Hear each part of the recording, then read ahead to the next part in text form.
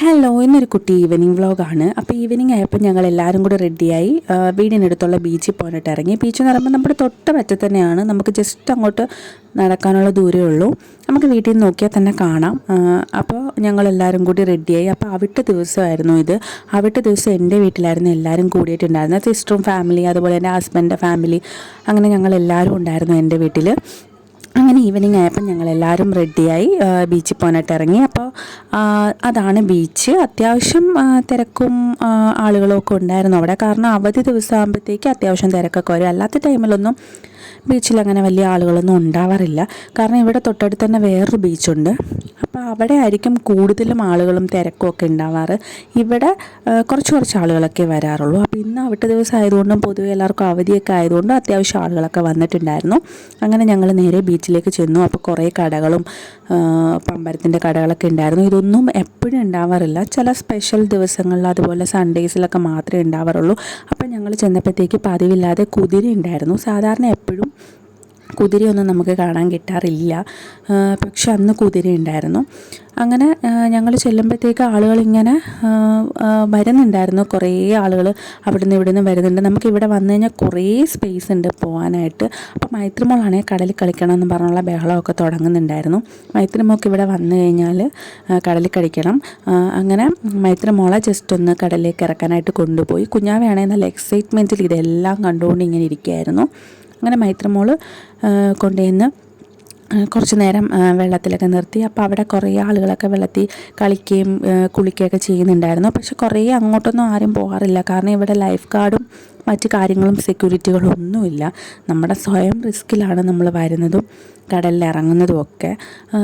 നമ്മളെ സൂക്ഷിക്കുക. കുറേ അപകടങ്ങളൊക്കെ ഉണ്ടായിട്ടുണ്ട്.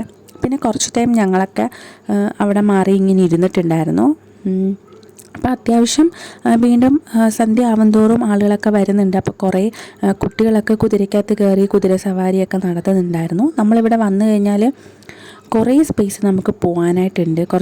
നമുക്ക് കുറേ ദൂരം നടക്കാം. അതുപോലെ നല്ല ഫോട്ടോസൊക്കെ എടുക്കാൻ പറ്റിയ നല്ല അടിപൊളി സ്പോട്ടുകളുണ്ട്.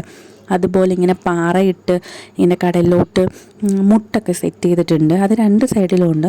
ഞങ്ങളതിലൊന്നും കയറാൻ പോയില്ല, പക്ഷെ അവിടെയൊക്കെ അത്യാവശ്യം ആളുകളൊക്കെ നിൽക്കുന്നുണ്ടായിരുന്നു. അങ്ങനെ പിന്നെ ഞാനും പോയി കുറച്ച് നേരം കടലിലൊക്കെ ഇറങ്ങി കടലൊക്കെ കളിച്ചിട്ടുണ്ടായിരുന്നു. അപ്പോൾ വള്ളങ്ങളും ബോട്ടുകളൊക്കെ കടലിൽ കിടക്കുന്നുണ്ടായിരുന്നു. അവർ മീനൊക്കെ പിടിക്കാനായിട്ട് കിടക്കുന്നുണ്ട്. അങ്ങനെ കുറച്ച് ടൈം ഞാനും കുഞ്ഞാവയായിട്ട് വന്ന് അവിടെ നിന്ന് കടലൊക്കെ കളിച്ചു. അപ്പോഴത്തേക്ക് അത്യാവശ്യം ഇരുട്ടിയൊക്കെ തുടങ്ങിയിട്ടുണ്ടായിരുന്നു. പിന്നെ കുറച്ച് ടൈം ഞങ്ങളവിടെ സ്പെൻഡ് ചെയ്ത് അത്യാവശ്യം ഇരുട്ടി ഒരു സന്ധ്യയൊക്കെ ആവാറായപ്പോഴത്തേക്ക് ഞങ്ങൾ പിന്നെ അവിടുന്ന് പയ്യെ എഴുന്നേറ്റ് നടന്നു. അപ്പോൾ അവിടെയൊക്കെ ചെറിയ വള്ളങ്ങളും അതൊക്കെ ഇങ്ങനെ കമത്തി വെച്ചിട്ടുണ്ട്. അതിൻ്റെ പേര് എനിക്ക് കറക്റ്റായിട്ട് അറിയത്തില്ല. അപ്പോൾ അവിടെയൊക്കെ പോയി ആളുകൾ ഇരിക്കുകയും ഒക്കെ ചെയ്യുന്നുണ്ടായിരുന്നു. അപ്പോൾ ഇത് ബോട്ടും വള്ളവും ഒക്കെ ഇങ്ങനെ ലൈറ്റൊക്കെ കത്തിച്ച് കടലിൽ കിടപ്പുണ്ട്.